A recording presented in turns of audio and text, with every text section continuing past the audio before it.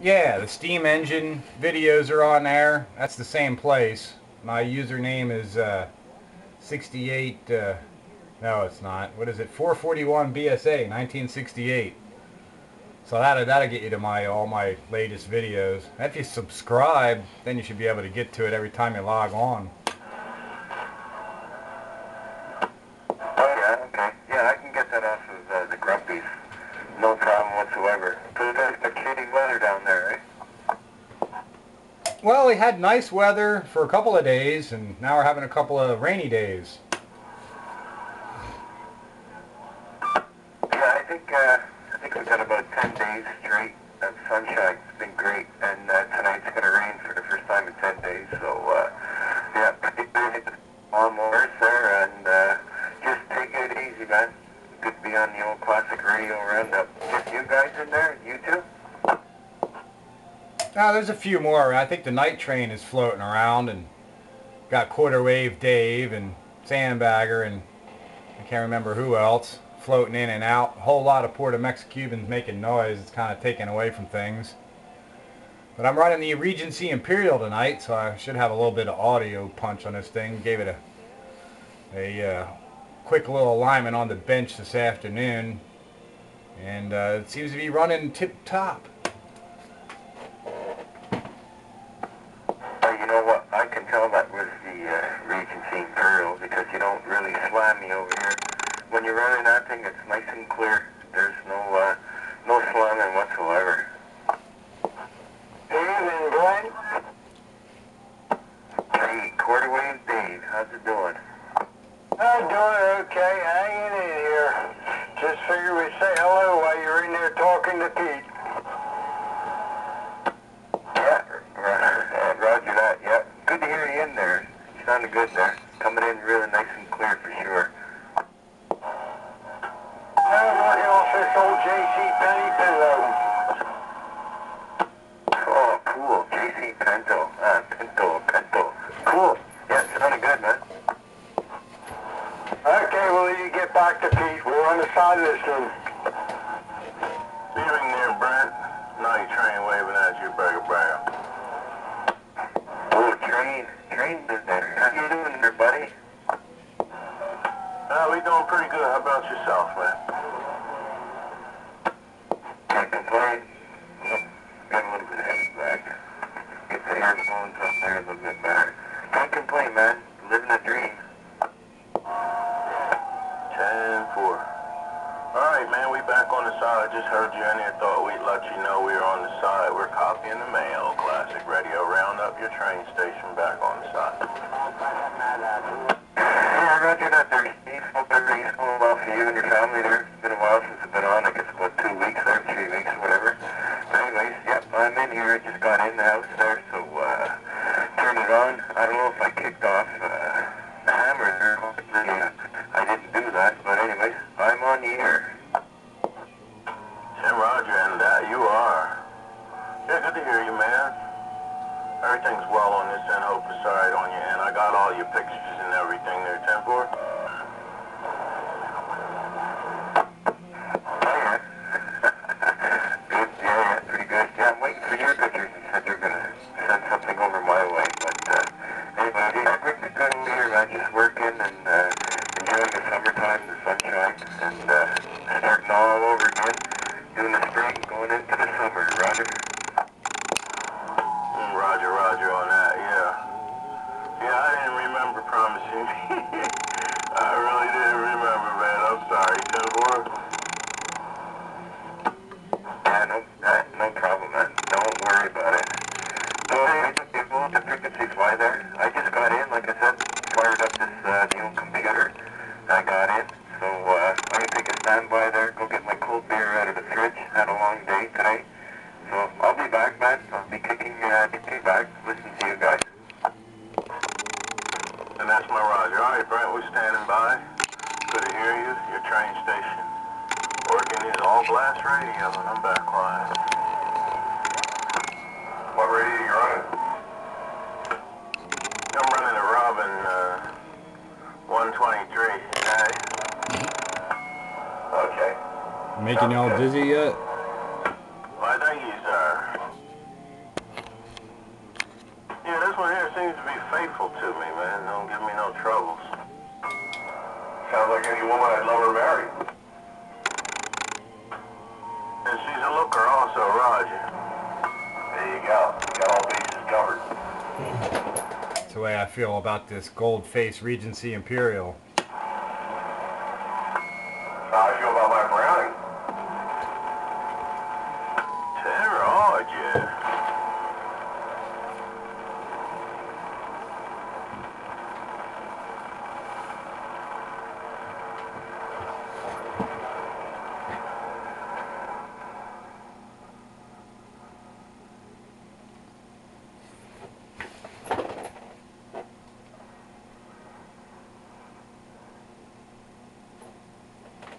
And then it got quiet. Daddy, see that? You just ruined 44's entrance line. 44 is a neighbor now. Yeah, I was gonna say, he's closer than he used to be.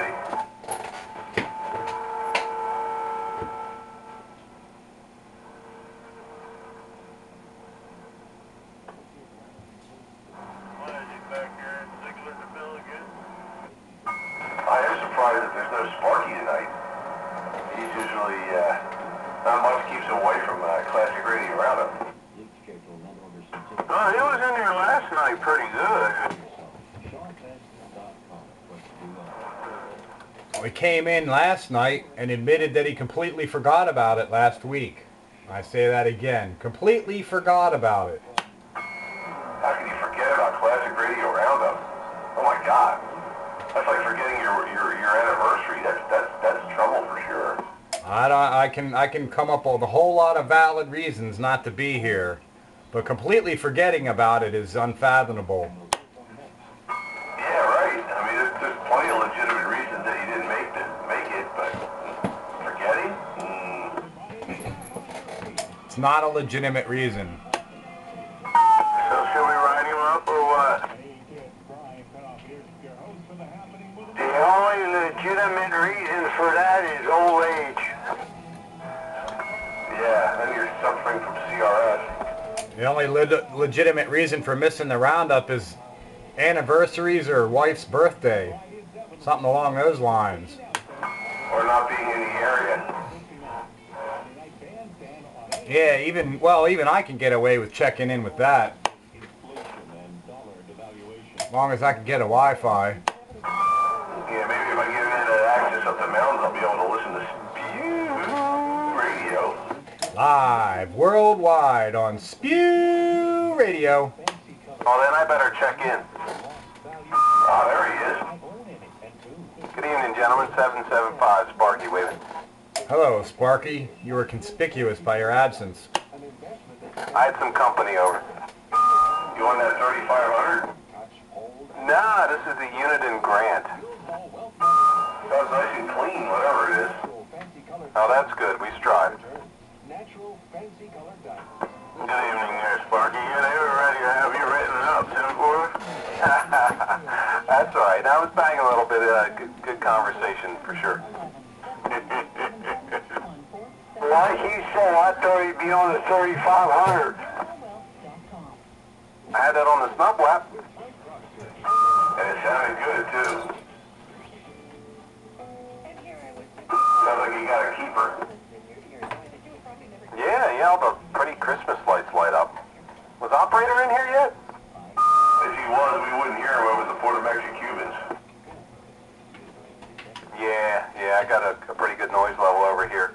Train, are you on the beam or a vertical? I'm vertical, but it's a low output radio-wise. It's not quite getting there. It's getting there, but I've got a noise issue I got to deal with. Something cropped up. Yeah, if I pump this one up for some reason, it squeals. 10-4. Okay, all right, I heard that a little bit. Yep. Yeah, maybe later on I'll switch radios for you. 10-4. Yeah, everybody's sounding good tonight. And that, did you say, Pete, you tuned up the Imperial, or was it the range gain you tuned up? Step out, 441. He is on the Imperial, though, to answer the question. Regency Imperial. Alright, 10-4, I gotta get that Sam's back to you.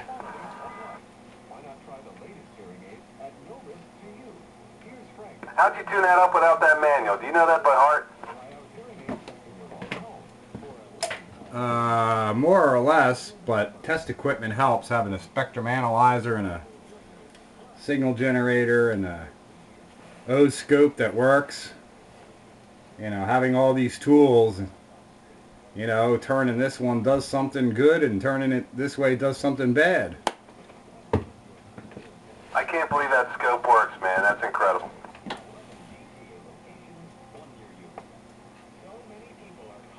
Hopefully it'll work for a long time, though.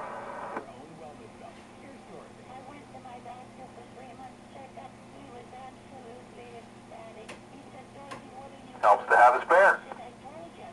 Yeah, I got a spare tucked away in the closet, too, just in case my primary one goes belly up. See, I did that with Doc Hammer when I sent him out that old Midland radio. I threw him a spare, too.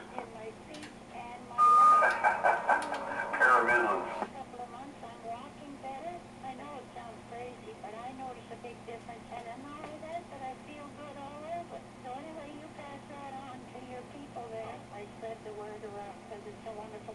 With a 90-day full satisfaction money-back guarantee, you can start...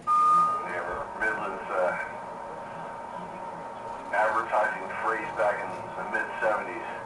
You're not just buying the radio, you're getting a convoy buddy. Yeah, I got a box that says that. C.W. McCall. He was their official spokesperson for Midland CB. Yeah, it's a real basic 23-channel base unit of the Cybernet era. Like a 13A63 or something? Yeah, after the ones I sent Hammer, like the next version of those. What do you got? The one with the white plastic case and the sloping front on it? I'd have to open it up. I sort of remember aluminum anodized front, silver anodized. There wasn't really a lot of Midland bases then. They had the AM one. They had one that looked like the 898, only just a AM. They had the wood grain on it. They had the 863. Then they had an 879, which was slightly older.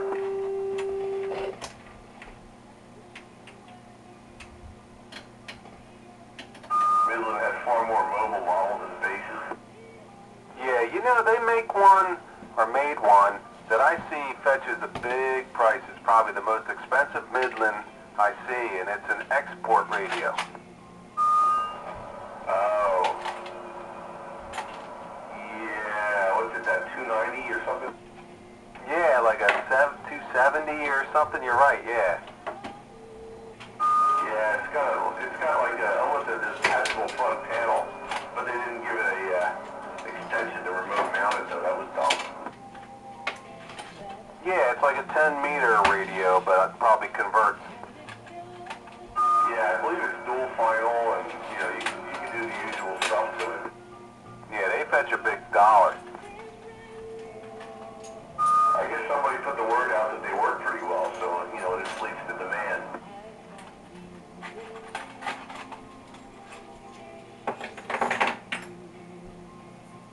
Yeah, I always wondered why the Midland, the other stuff, doesn't fetch the price, you know? When it's not really a quality issue, they all kind of have the same quality, but the Midland bases, for whatever reason, maybe there's just so many of them. Well, Midland was kind of like your, you know, your common Chevy or Ford kind of radio, you know? There was nothing special about it. Kind of like Radio Shack, you know? I mean, you could find a Radio Shack Navajo TRC 30A for like $5 here, $10 there, you know, $25 in pristine shape. There's just so many of them out there, and there's nothing special about them. Same with the Midlands. Midland was a trucker's radio, was a bleed box.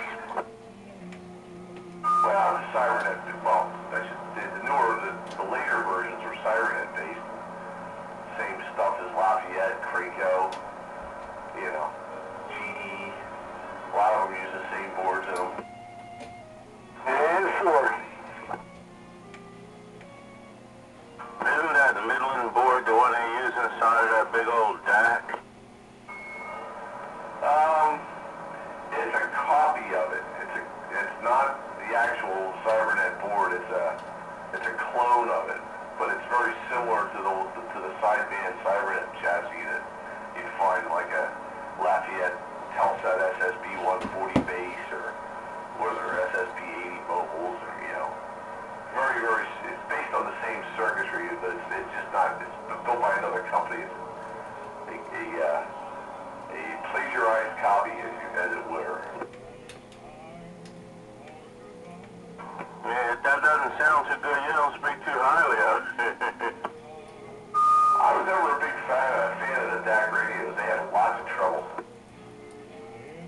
They look cool though.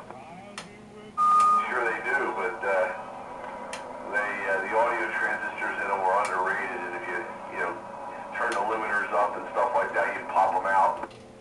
That radio looked good in the rack.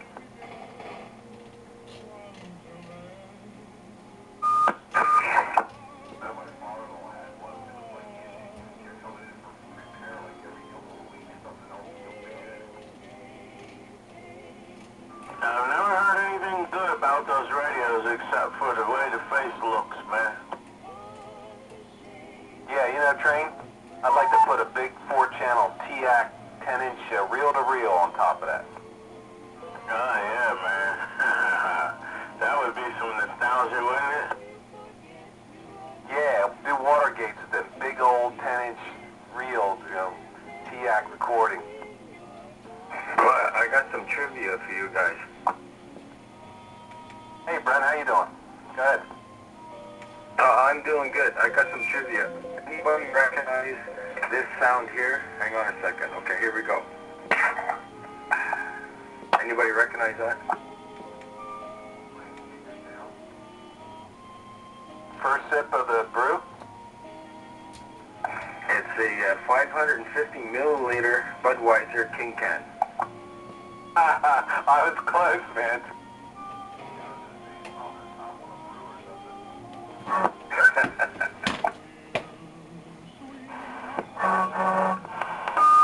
Yeah.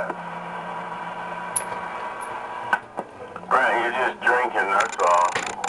You could tell it was a alcoholic beverage can of some sort. They have a different sound than a soda can. That's true enough.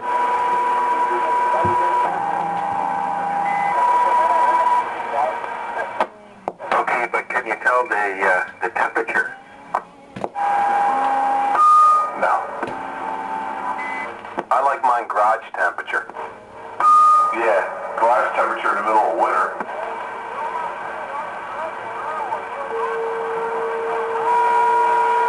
My garage doesn't get below freezing. Now mine normally doesn't either, but it's cold. 40-something.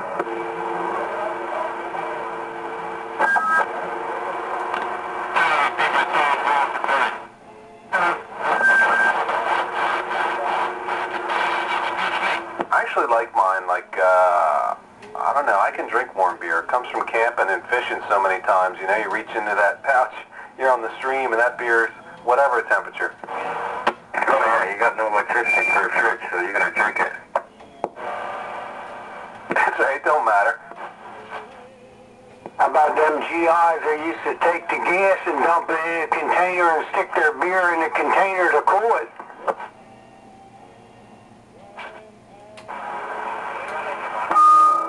Gas-cooled beer.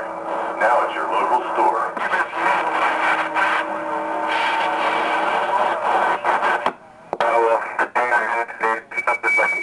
This stuff is like water. It's great. Whoa.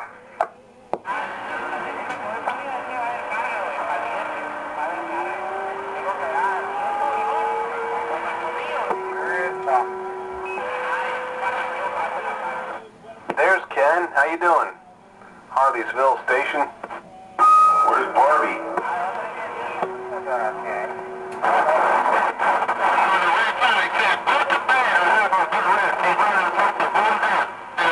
He heard you. Oh, that's good. Yeah, I'm at the bottom of my driveway, so I'm trying not to put out as well. Yeah, you need to get up there by Bergie's, man. Get up on that hill. He needs to get some audio. That's right. Good to hear you in there.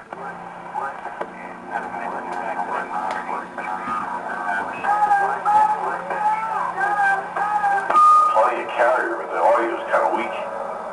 Gets buried in the noise. That radio got a mic gain on it, Ken?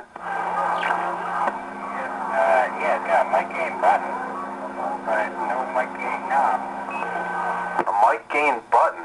Wow. What, like long range, short range? Yep.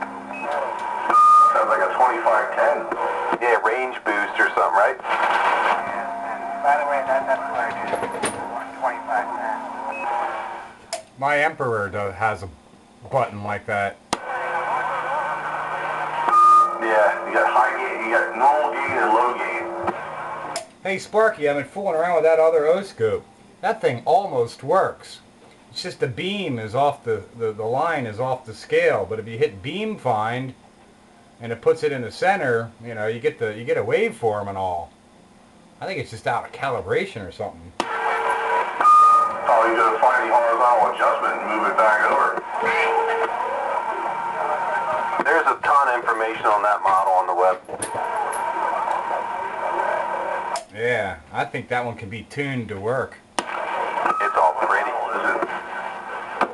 Holy shit, Pete, you sound pristine tonight. Wow. Yeah, wow. What model scope is that one? 1740A. Tektronix? Hewlett Packard.